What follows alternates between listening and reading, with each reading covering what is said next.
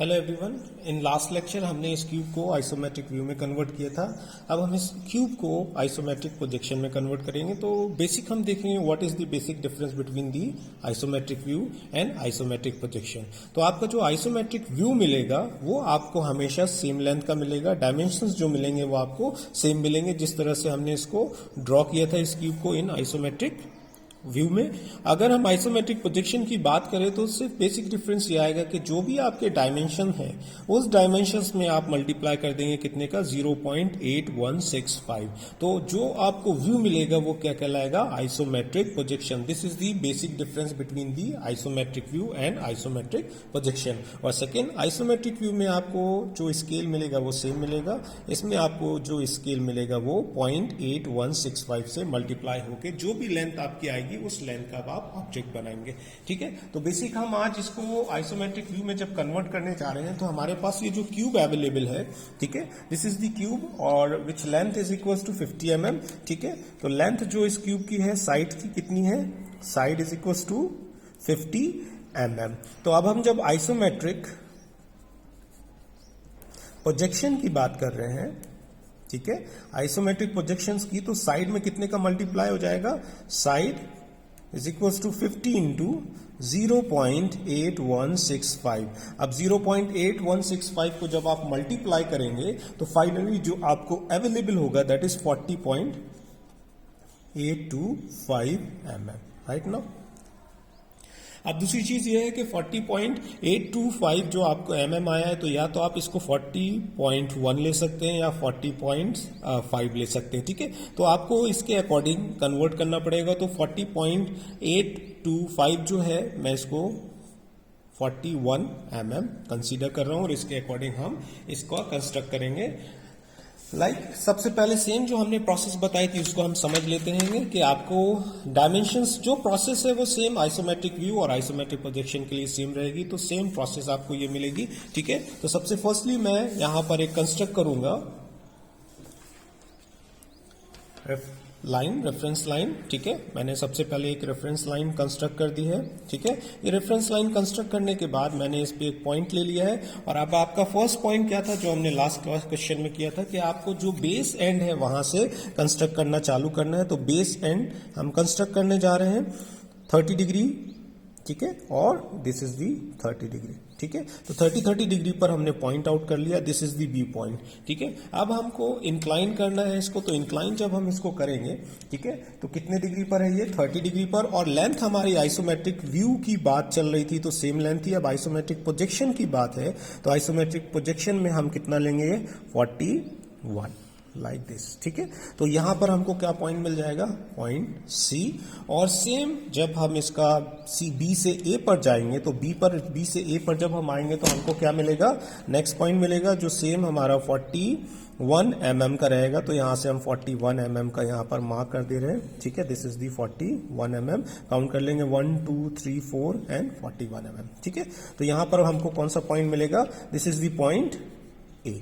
ठीक है, अब हमें इसकी हाइट जो जाएगी साइड की वो कितनी जाएगी क्यूब की, 50 mm। तो किसके लिए, आइसोमेट्रिक व्यू के लिए। लेकिन हम प्रोजेक्शन की बात करेंगे तो सेम हमारी हाइट कितने की जाएगी इसकी, 41। ठीक है, तो यहां से हमने ये 41 mm ये कंस्ट्रक्ट कर दिया और सिमिलर हमने यहां से ये कंस्ट्रक्ट कर दिया 41 mm। ठीक है, सेम हम उसी तरह से कंस्ट्रक्ट कर रहे हैं जिस तरह से हमने अपना आइसोमेट्रिक व्यू कंस्ट्रक्ट किया था। देखेंगे हम कि हमने आइसोमेट्रिक व्यू में 30 डिग्री, देन इसके बाद हमने साइड बनाने के बाद परपेंडिकुलर जितनी हाइट जा रही थी क्यूब की तो हमने 50 mm हाइट हमने ड्रॉ कर दी तीनों ही साइड से। देन उसके बाद फाइनली हमने टॉप एंड कंस्ट्रक्ट किया था। तो हमने दो हाइट्स को कंस्ट्रक्ट कर दिया है। अब रिमेनिंग इस साइड को भी हम एक्सटेंड करेंगे, दैट इज 41 mm। ठीक है, ये 41 mm हमने यहां से भी कंस्ट्रक्ट कर दिया है। ठीक है, अब हमको करना क्या है कि इस बेस के पैरेलल यहां पर हम ज्वाइन कर देंगे। ठीक है, ये हमने बेस लिया और इस बेस के पैरेलल हम यहां पर ज्वाइन कर देंगे। ठीक है, तो हमारा एक एंड आ जाएगा। अभी अगर आप देखेंगे तो एक एंड आपका क्लियर हो गया। अब बीसी के पैरेलल आपको जो नेक्स्ट पॉइंट मिलेगा उसको अपन ज्वाइन कर देंगे।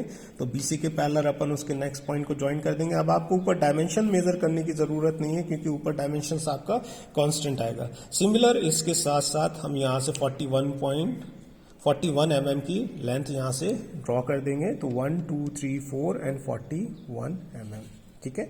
ये हमने इसको ज्वाइन कर दिया और सेम इसके बाद जो नेक्स्ट साइड रहेगा उसको भी हम इसके पैरेलल ड्रॉ कर देंगे, ठीक है। तो ये हमारा हमने इस एंड पॉइंट्स को भी फाइनली ड्रॉ कर दिया, ठीक है। आप देखेंगे A B C hidden portion कौन सा था, D, this is the E F G and this is the H.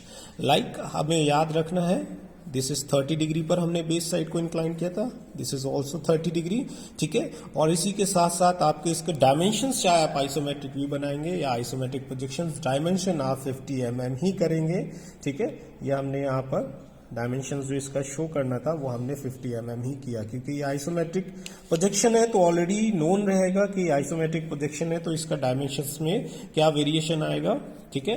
50 mm यहां पर हमने ऑलरेडी लिख दिया है, ठीक है।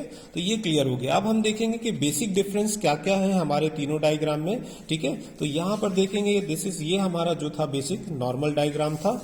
अब इसके बाद देखेंगे तो ये हमारा क्या था, आइसोमेट्रिक व्यू। तो आइसोमेट्रिक व्यू सेम लेंथ का बन रहा था इसलिए लार्जर है, और अगर हम आइसोमेट्रिक प्रोजेक्शन की बात करेंगे तो isometric projection smaller than isometric view से बनेगा। तो ये हमने आज जो कंस्ट्रक्ट किया है this is the isometric projections. ये क्लियर हुआ होगा आइसोमेट्रिक प्रोजेक्शन हम किस तरह से वर्क करते हैं। फंडामेंटल में फिर से आपको सेम कांस्टेंट बता दे रहा हूं। फर्स्ट जो आप स्टार्ट करेंगे कंस्ट्रक्शन करना कहां से करेंगे, बेस से, ठीक है। सेकंड जो डायमेंशंस रहेंगे इसके, डायमेंशंस की अगर हम बात करें तो मल्टीप्लाइड बाय 0.815 से मल्टीप्लाई करेंगे, ठीक है। हाइट हमेशा परपेंडिकुलर रन करेगी, ठीक है, किससे, बेस से। थर्ड बेस साइड जो होंगे, बेस साइड्स ये क्या होंगे, एक दूसरे से पैरेलल होंगे। और हमने बताया था लाइक बीसी पैरेलल किससे किससे होगा, ई एच से, एफ जी से, एंड नीचे आपका जो हिडन पोर्शन होगा यहां पर ए डी से, ठीक है। इतना पैरेलल रहेगा। और अगर हम टॉप की बात करें तो टॉप ई एफ किससे पैरेलल होगा, E F parallel to the H G और ए बी, ठीक है। और अगर हम वर्टिकल हाइट की बात करें या फिर साइड की बात करें तो ई ए पैरेलल किससे होगा, बी एफ से पैरेलल किससे होगा, सी जी से। तो इस तरह से ये वर्क हमारा आइसोमेट्रिक प्रोजेक्शन कंस्ट्रक्ट करेंगे। Okay, thank you.